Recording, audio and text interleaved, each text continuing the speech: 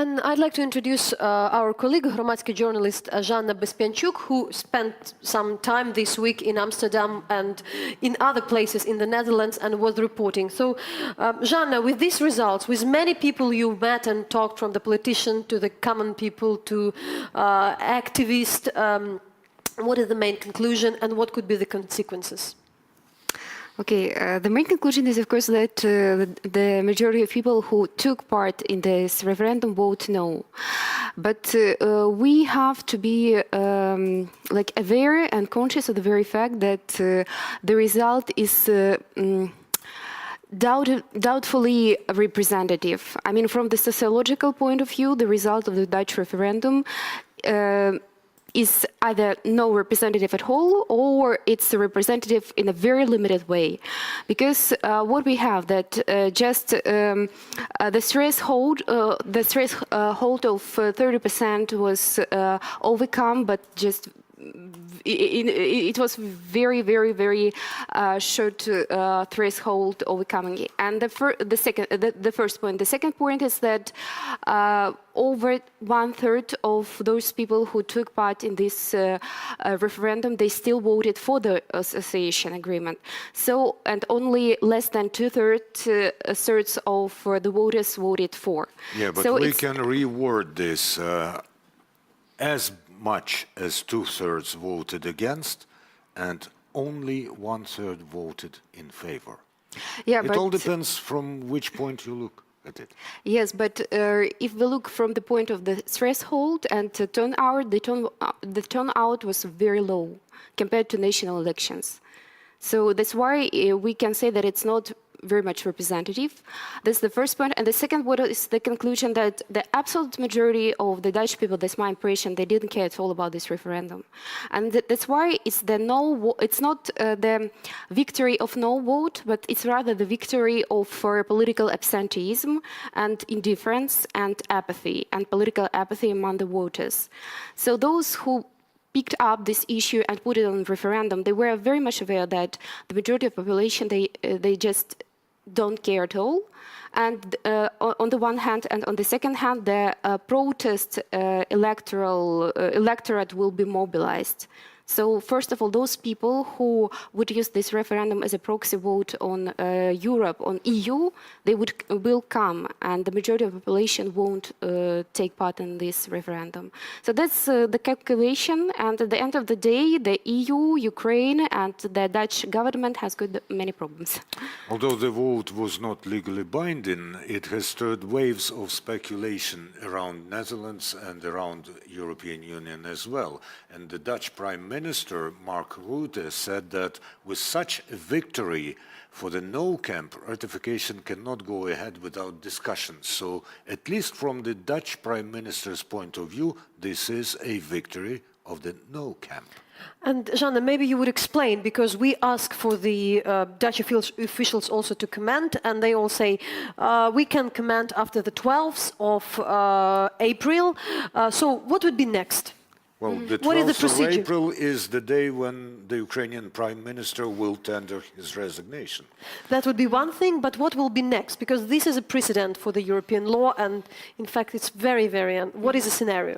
So the first point is that nobody knows for sure the answer to this question. Neither the experts in EU law, nor the Dutch politicians, as well as the politicians in Brussels. Nobody knows for sure. And it's a precedent, and will be a precedent. So, first of all, my impression is, although from the sociological point of view, this referendum is not so much representative, the Dutch government would not, of course, ignore it. And they will reconsider their previous decision. That's obvious. So nobody is going to ignore it, or partly or fully. That's the first point. Then they will reconsider it actually, it'll be a precedent how they will do it. Most probably, one of the forecasts that what they will do, they will take certain clauses from this association agreement. First of all, on security, also on our financial aid and on European prospects of Ukraine, where it's mentioned that Ukraine is a European country, so on, as long as it meets the criteria for the European criteria, not criteria, but the European standards and so on. So they will take these clauses that are the most significant for no voters in order to meet their demands and their concerns. And these clauses would be suggested as the clauses that would be put on a bilateral Ukraine and EU members level rather than on EU and Ukraine level. So it wouldn't be the issue for the EU and Ukraine relations, but for Ukraine relations with member states. So the Netherlands will go off the list of signatures of certain clauses of this association agreement. But it doesn't mean that the Dutch government and the Dutch parliament will drop this association agreement straight away. That's not like this. So that's the legal consequence. And for that, we'd like also to show you the comment of the Dutch parliamentarian, the Dutch MP who supported the referendum, Han ten Broeke, with whom you've talked earlier.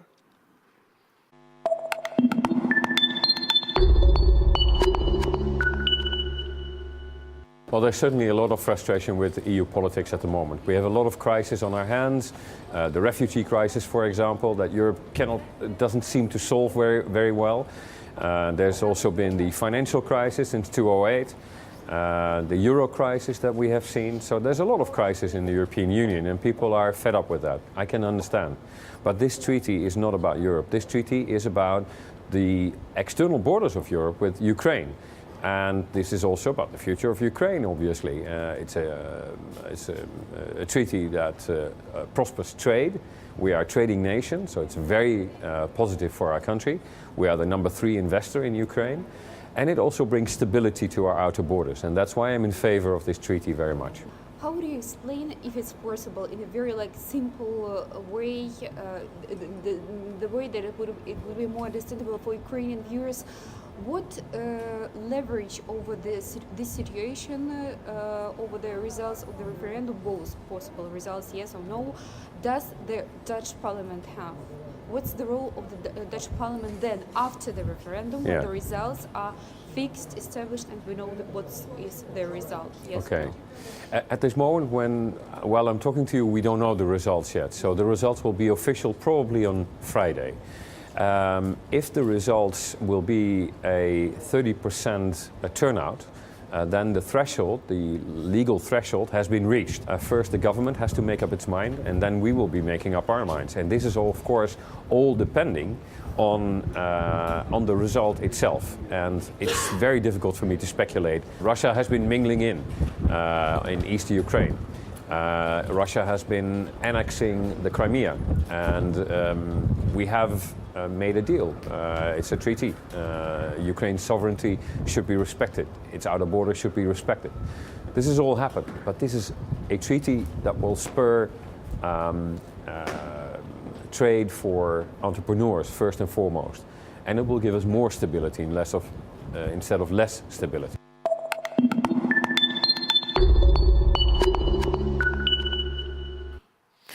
And since it's anyway no vote, what was the reason? You know, we're speaking about Ukraine, we're covering that Ukraine was kind of presented as a corrupt state. There were a lot of things, you know, the way the no campaigners were, that's what their argument. But after, if a result, what were the reasons we have these results, besides many people haven't come to the polls? Okay, just to put it very short, we can distinguish rational and irrational arguments and reasons. So, first of all, what we could say that the propaganda against the association agreement that was arranged by no-vote campaign that included both political parties and civil activists, it was very strong, very intensive, and it started from the very beginning of this campaigning. While the the yes campaign was much shorter and not so intensive.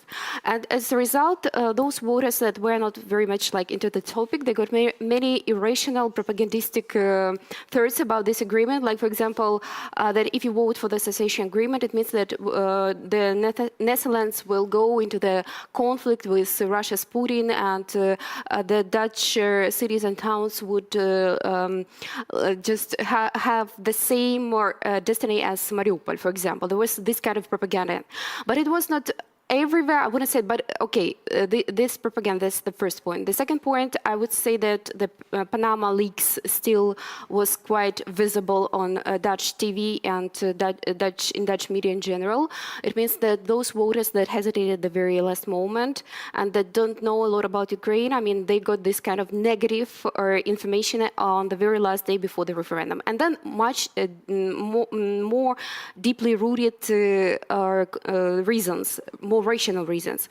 Many no-voters, they think that now Europe has many crises simultaneously, and it just couldn't cope with more challenges that it has. The crisis of refugees, the financial crisis, the crisis of Eurozone.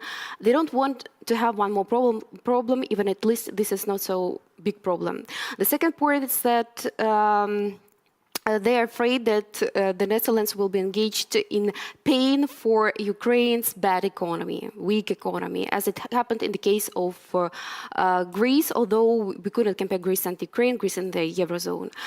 But still, there are such opinions. And the third point is that they are afraid that the association agreement is the first step towards the European membership of Ukraine, and they want to get the clear-cut assurances that Ukraine has no membership perspective. And we can now listen to the arguments that were expressed in an interview to Hromadske by the editor-in-chief of one of investigative publications in the Netherlands who voted against this association. He explained it very clearly.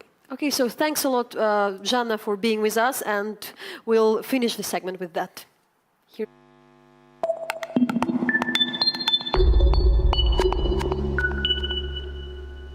This solidarity, which has been vaporized in the course of the last 4 or 5 years, we need to give to the Ukraine in order to be helping them over the next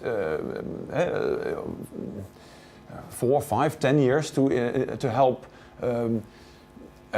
change the ways your economy is being constructed. That basis for solidarity we can see now in the Netherlands, but not only in the Netherlands, it has disappeared. It has, in effect, turned into a sort of anger. That is one fundamental point where we have to counter that. We have to solve, in Europe, we have to solve our own problems first in order to be able to reach out again, to put it in a simple way. We have got a very big problem in Europe.